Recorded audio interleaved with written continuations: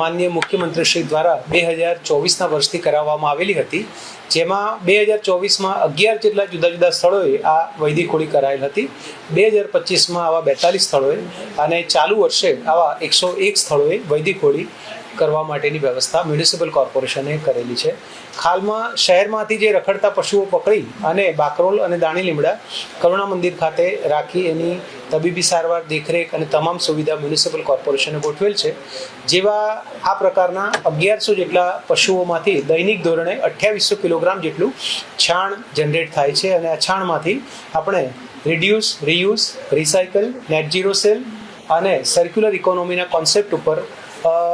અહીંયા જે લોકલ કામ કરતા વોકલ ફોર લોકલ આના કોન્સેપ્ટને ધ્યાનમાં રાખી આ આપણી કરુણા મંદિરની અંદર જ આવા સ્ટીક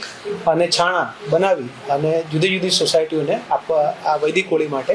આપવામાં આવનાર છે. આ સેવા મેળવવા માટે એ લોકોએ ઓનલાઈન મ્યુનિસિપલ કોર્પોરેશને ગૌ સેવા ડોનેશનની એપ છે,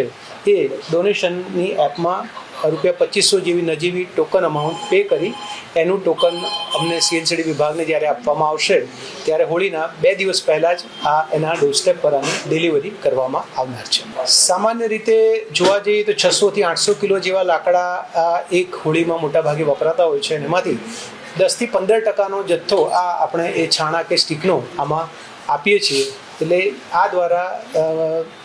પર્યાવરણની જાળવણી અને વૃક્ષોનું જતન આમાં પણ એક નવી પહેલ સમગ્ર દેશમાં આ અમદાવાદ મ્યુનિસિપલ કોર્પોરેશન કરી રહ્યું છે.